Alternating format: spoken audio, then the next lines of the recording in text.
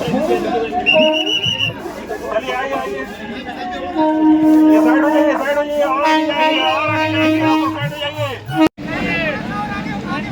आओ आगे बढ़िए भैया।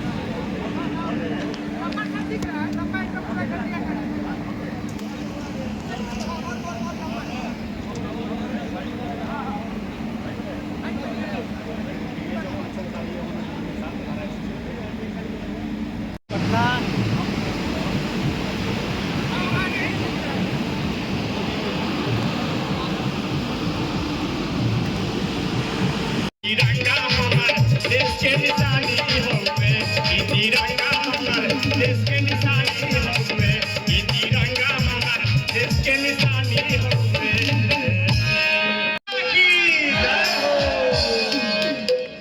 जादुई संगीत का जादू जारी रहेगा।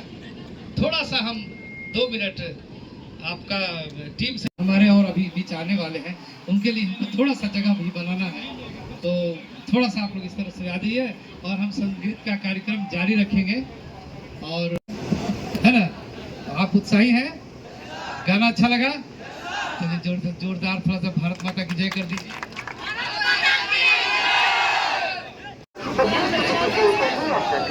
देखो एक साथ बोलोगे तो कई स्कूल का नाम आ जाएगा। जो भी है इनका स्कूल।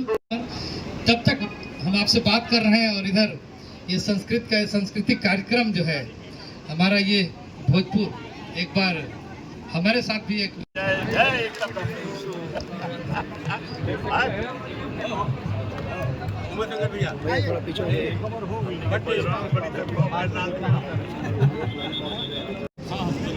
माननीय सांसद महोदय श्री सुदामा प्रसाद जी का स्वागत हमारे रेल मंडल के मंडल कार्मिक अधिकारी द्वारा स्वागत हो रहा है। जोरदार तालियों से आप सब भी स्वागत करें, क्योंकि आपके जनप्रतिनिधि हैं। आपके इस आरा के धरती पर दो हमारे जनप्रतिनिधि यहाँ उपस्थित हैं और इनका स्वागत हमारे रेलवे की तरफ से मंडल कार्मिक अधिकारी द्वारा किया जा रहा है। एक बार तालियों का गड़गड़ाहट हो जाए। अपने मंडल कार्मिक अधिकारी महोदय से संक्षिप्त संबोधन स्वागत रूप से हमारे माननीय सांसद और माननीय विधायक के रूप में। आरा से नई ट्रेन का शुभारंभ क्या कहेंगे? आरा से नहीं है, राजेंद्र नगर से ट्रेन खुली है अमृत भारत, और आरा में 5 मिनट का ठहराव है। स्वागत है इसका। और हम लोग चाहते हैं कि आरा स्टेशन पर ही नहीं, बिहिया स्टेशन, बनाही स्टेशन, गढ़हनी, पीरो, हसन बाजार, सब जगह ज़्यादा से ज़्यादा ट्रेनों का ठहराव हो। खास करके कोरोना काल में जो ट्रेनें चलती थी जो साधारण आम लोगों के लिए, उन ट्रेनों को जल्द से जल्द शुरू किया जाए और जहां उनका ठहराव था वहां उनकी का ठहराव सुनिश्चित किया जाए। और जो है ज़्यादा से ज़्यादा जनरल बोगियां हों, 3 टायर हों, ताकि आम आदमी जो रेलवे की लाइफ लाइन है उनके लिए रेलवे काम कर सके। हम लोगों ने लोकसभा में भी ये सवाल उठाया और रेलवे स्टैंडिंग कमेटी के बैठक में हर समय हम लोग ये मांग उठाते रहे हैं और DRM साहब से भी मिल कर के हम लोग इसको ये करते रहे हैं कि जो ट्रेन यात्रियों की सुविधाएं हैं उनको बढ़ाइए। आप ट्रेनों में जो है साधारण गाड़ियों में बोगियों की संख्या घटाई जा रही है, जनरल बोगियों की, उसको बढ़ाइए, इसलिए कि लोग भेड़ बकरी की तरह ठूस ठूस करके ट्रेनों में यात्रा कर रहे हैं अमानवीय ढंग से। शौचालय में भी जगह नहीं मिलती है। जो वेटिंग का धंधा है इसको बंद कीजिए और एक सम्मानजनक यात्रा जो है रेलवे सुनिश्चित कराए। इसके लिए हम लोग प्रयासरत हैं कि रेलवे स्टेशनों पर जो यात्रियों की सुविधाएं हैं, शौचालय है, प्रतीक्षालय है, उसको ठीक ठाक किया जाए। पीने का पानी हो, 24 घंटा चले। और जो रेलवे स्टेशन नीचे हैं, जिसके ट्रेन रुकने पर लोग बाँह पकड़ के उतारना पड़ता है, इधर से ठेल के चढ़ाना पड़ता है, रेलवे स्टेशनों को ठीक ठाक किया जाए। खास करके जो हॉल्ट हैं, देहाती इलाकों के जो स्टेशन या हॉल्ट है, वहाँ शौचालय की कोई सुविधा नहीं है, शेड भी नहीं है, उसको रेलवे जल्द से जल्द बनाए। इसलिए कि बारिश में लोग भीग करके धूप में जलते हुए लोग आ करके ट्रेन पकड़ते हैं।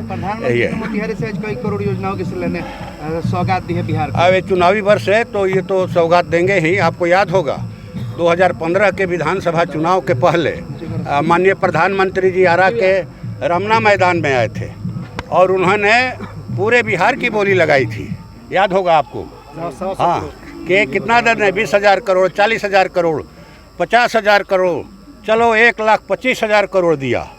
उसमें से कितना पैसा मिला हम लोग को पता नहीं, इसलिए कि उस समय महागठबंधन की सरकार थी और पैसा मिले जो घोषणा किया है माननीय प्रधानमंत्री जी ने, इसके लिए एक समिति बनी थी जिस समिति का सदस्य मैं भी था और 3 बैठकों में शामिल हुआ था। उस समय के तत्कालीन विधानसभा के अध्यक्ष माननीय श्री ये चौधरी जी थे, ये जदयू के नेता जो हैं अभी मंत्री हैं विजय चौधरी जी थे।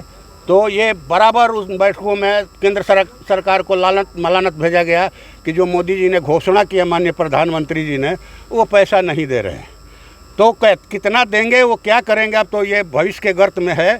लेकिन ये तो हम लोग ज़रूर कहेंगे कि भोजपुर ज़िले के ही नहीं बल्कि शाहाबाद पूरे मध्य बिहार के 8 जिलों के विकास के लिए, यहाँ के रोजी रोटी के लिए, यहाँ की जो अर्थव्यवस्था की रीढ़ है खेती, और खेती का जो लाइफलाइन है सोन नहरों के आधुनिकीकरण और सोन नदी में जलाशय बनाने की मांग पर हम लोग शीतकालीन सत्र के दौरान शाहाबाद के चारों माननीय सांसद माननीय प्रधानमंत्री जी से समय लेकर गए थे मिलने के लिए।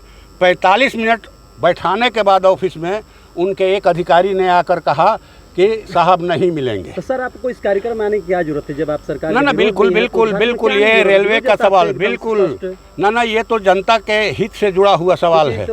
ये ना भारत सरकार का घर का पैसा है, हमारा पैसा है, इन लोगों का पैसा है। जिस पैसे को ये अपने मित्रों पर, अडानी अंबानी पर मैंने लुटा रहे हैं, ये पैसा जनता का है।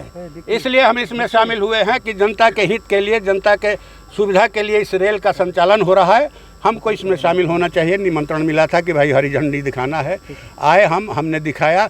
लेकिन एक बात ज़रूर कहेंगे कि 1.25 लाख करोड़ में कितना दिया उन्होंने पता नहीं, लेकिन 1 मिनट का समय नहीं दिया हम लोग को लोकसभा में कि हमारा आवेदन ले लेते। अगर हमारी जीविका का जो साधन है तो उनकी सरकार नहीं गिर जाती।